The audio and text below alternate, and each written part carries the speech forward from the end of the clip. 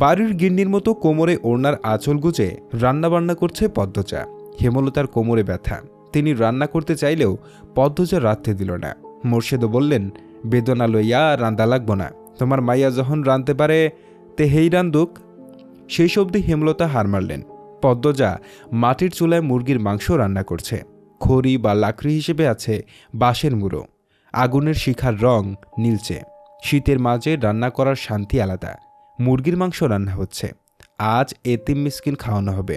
হেমলতা বলেন, সামর্থ্য থাকলে মাসে একবার হলেও এতিম মিসকিনদের খাওয়ানো উচিত, নয়তো ঘরে রহমত থাকে না। রান্না শেষ করে পদ্মজা হেমলতার কাছে এলো, বলল, আম্মা রান্না শেষ। শুকনো মুখখানা তুলে তাকালেন হেমলতা। বললেন, তোর আব্বারে গিয়ে বল আলী, মুমিন, ময়না তিনজনরে নিয়ে আসতে। পদ্মজা কিছু না বলে মাথা নিচু করে ফেলল। মোর্শেদের সাথে আগ বাড়িয়ে কথা বলতে তার ভয় হয়। অনেকদিন বাজে ব্যবহার করেন না, হুট করে যদি করে ফেলেন কষ্ট হবে। হেমলতা মৃদু হাসলেন, বললেন, কিছু হবে না, যা তুই। পদ্মজা দুর্বল গলায় বলল, সত্যি যাব? হেমলতা মাথা সামনে ঝুঁকে ইঙ্গিত করেন যাওয়ার জন্য। পদ্মজা মোর্শেদকে উঠানেই পেল। মোর্শেদ চেয়ারে বসে রোদ পোহাচ্ছেন। পদ্মজা গুটি গুটি পায়ে হেঁটে আসলো। আব্বা ডাকতে গিয়ে গলা ধরে আসছে তার। ঢোক গিলে ডাকল, আব্বা। মোর্শেদ তাকালো। পদ্মজার মনে হলো বুকে কিছু ধপাস করে পড়ল।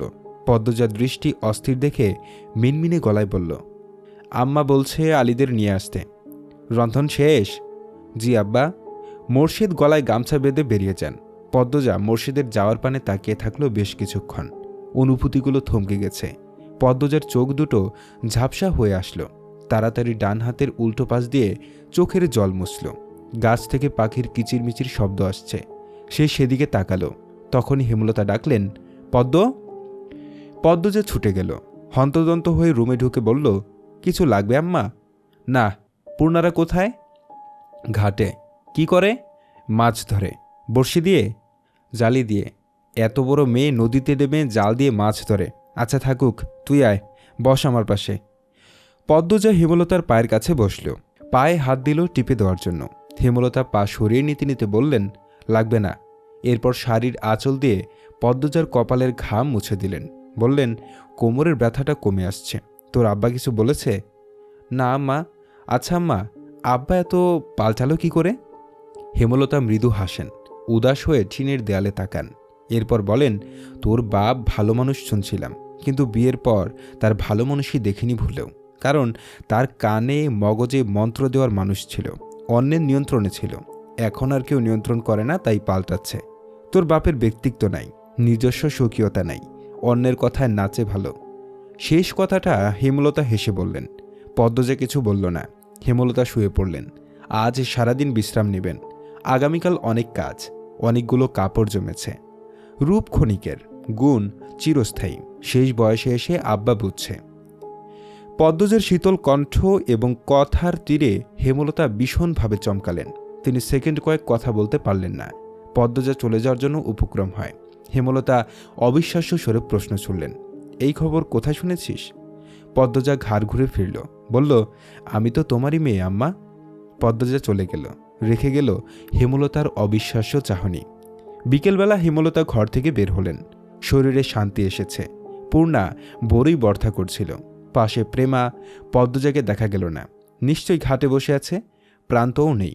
হেমলতা পূর্ণাকে জিজ্ঞাসা করলেন, পূর্ণা, প্রান্ত কোথায়? পূর্ণা কয়েক সেকেন্ড ভাবল কি উত্তর দেবে। এরপর ভয়ার্ত কণ্ঠে বলল, জানি না আম্মা। জানোস নাকি? প্রেমা, প্রান্ত কই? প্রেমা সহজ স্বরে বলল, আমরা ঘাটে ছিলাম, প্রান্ত উঠানে ছিল, এরপর এসে দেখি নাই। হেমলতা গলা উঁচিয়ে বলেন, কোন মুখে বলছিস জানি না? একসাথে নিয়ে থাকতে পারিস না? একা চারিস কেন? কোথায় গেছে ছেলেটা? পদ্মজা বাড়ির পিছন থেকে ছুটে আসলো।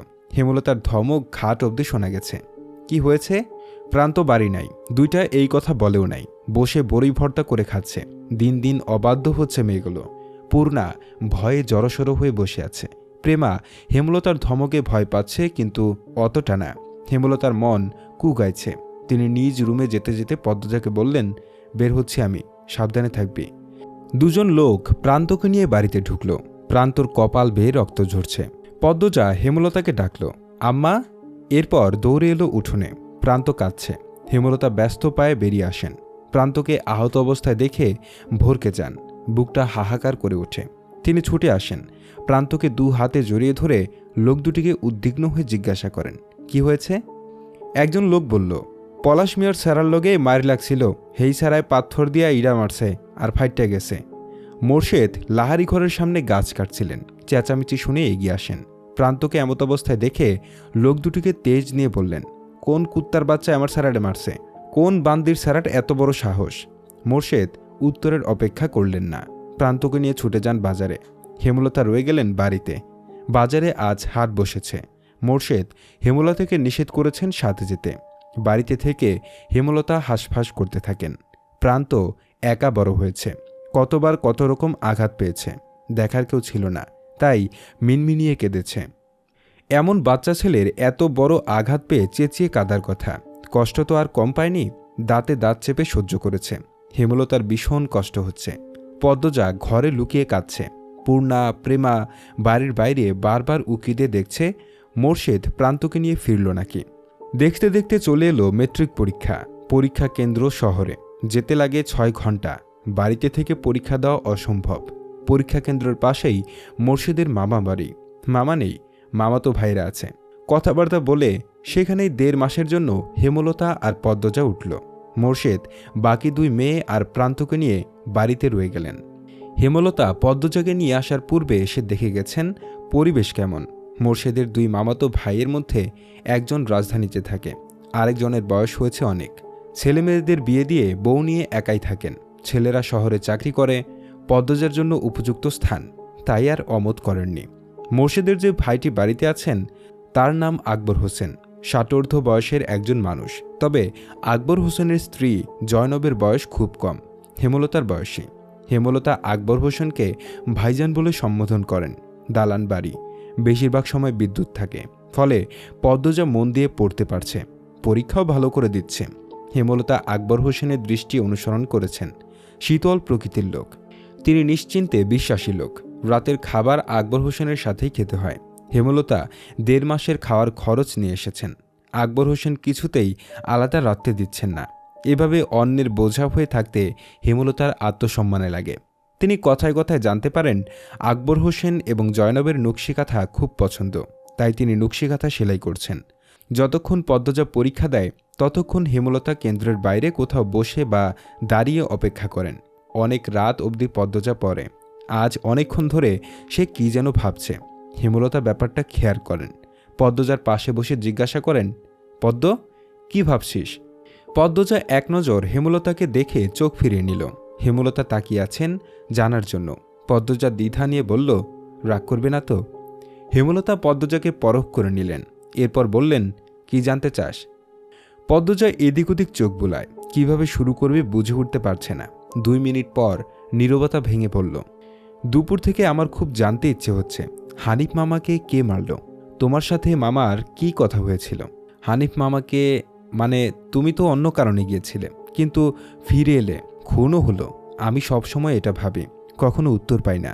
মনে মনে অনেক যুক্তি সাজাই, কিন্তু যুক্তিগুলো মিলে না, খাপ ছাড়া এলোমেলো। কাল পরীক্ষা, আর আজ এসব ভেবে সময় নষ্ট করছিস? হেমলতার কণ্ঠ স্বাভাবিক, তবুও পদ্মজা ভয় পেয়ে গেল। তবে কিশ্চিত আশা মনে উকি দিচ্ছে।